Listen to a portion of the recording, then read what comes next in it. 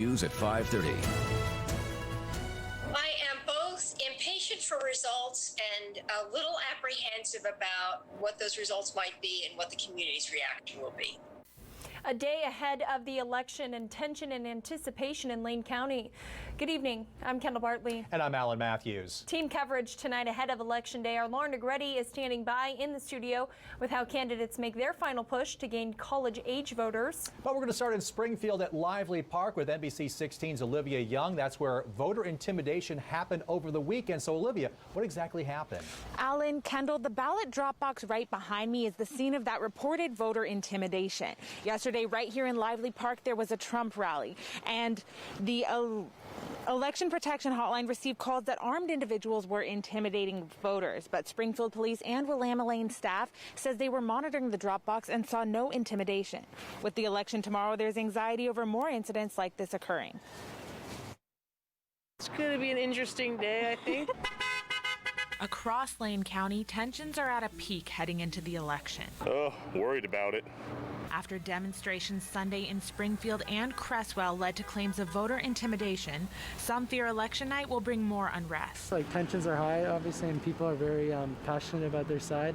I just hope that people kind of keep it civil. Regardless of the outcome, community members expecting to see anger from one side or another. One way or the other, there's going to be unhappy people, yeah. Probably be a lot of people out in the streets. And People just being really mean to each other, you know. And I hate to see that happen to anybody. Amid the pre-election anxiety, elected officials have a message to those who may be unhappy with Tuesday's results. First Amendment expressions of one's views, peaceful expressions, are always welcome. But violence from any quarter is absolutely unacceptable. On the national level, we will continue to do good work here in the city of Eugene and Lane County and in the state of Oregon. Whatever the outcome of the election, Mayor Vinnis reminding the community we can disagree peacefully. Stay calm. Stay calm.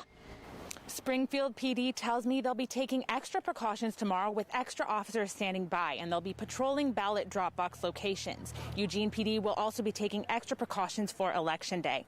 Live in Springfield, I'm Olivia Young. Back to you. If you take one thing away from today's press conference, let it be this: violence is never the answer.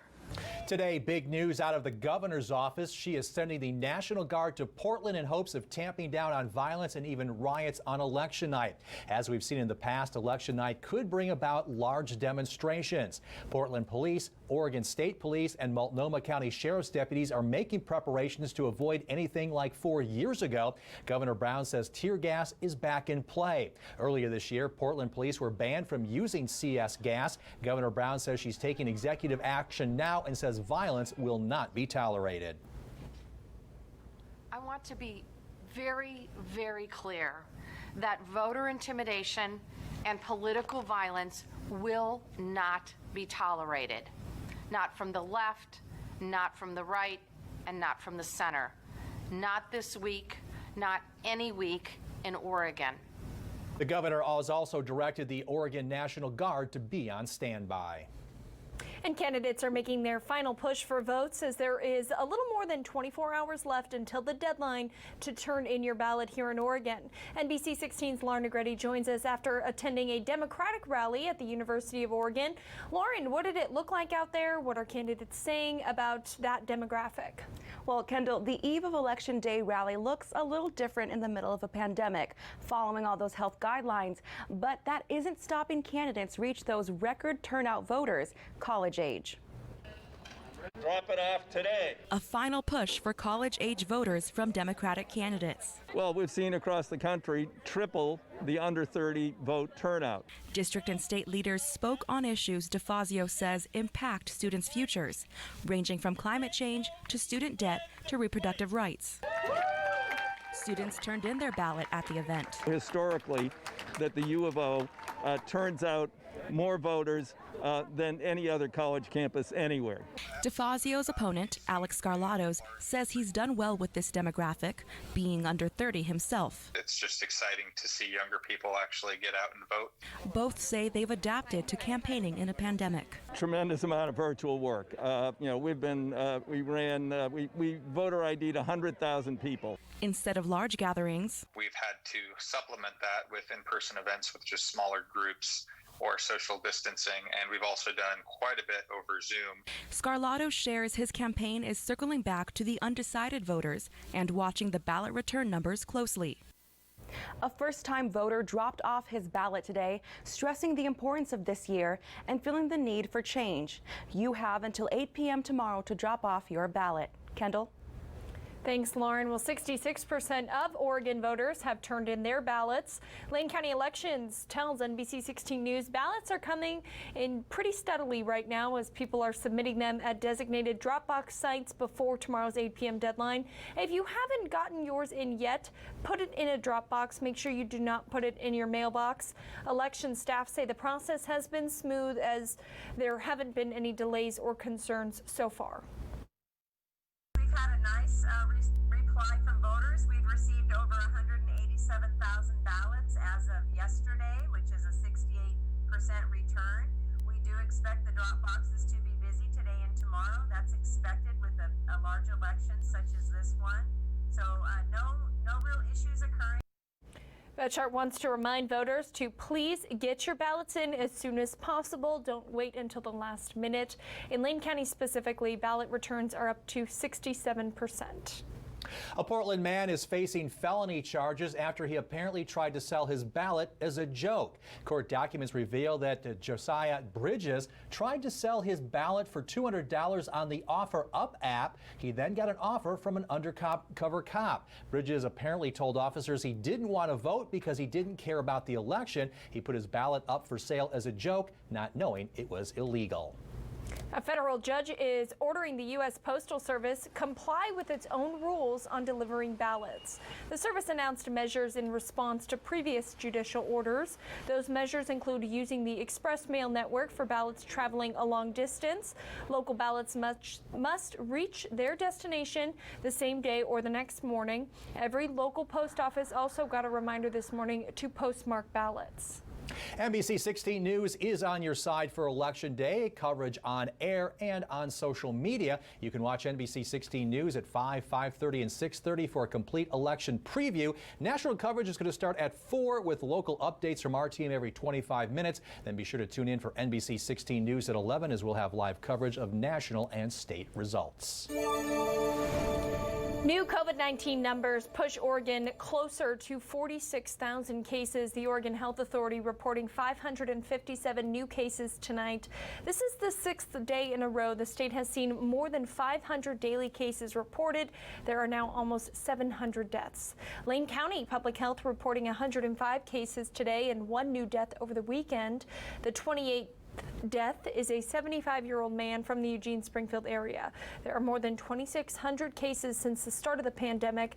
158 people are considered contagious right now, and 15 people are hospitalized.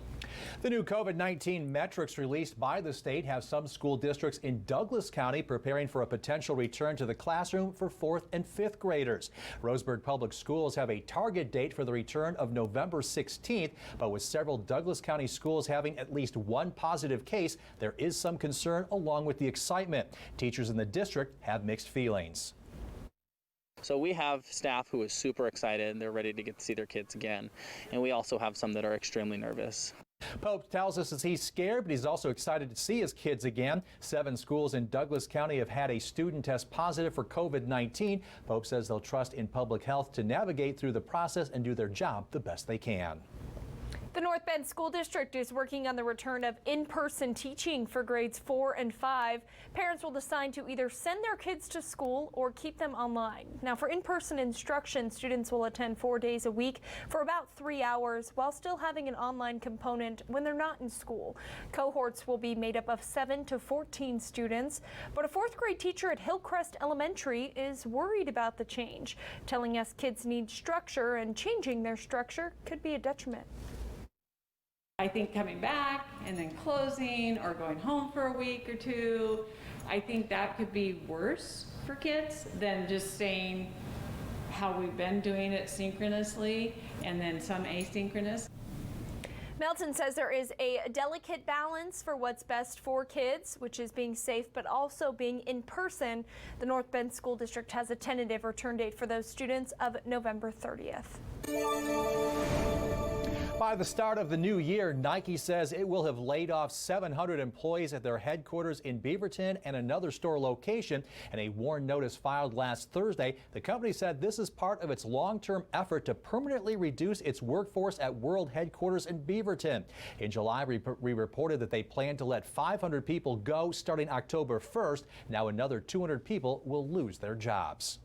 Umko Dairy is planning to transition their ownership to Producers Dairy while maintaining the company's family-owned status. The news came to light just last week as both companies are arranging that transition together.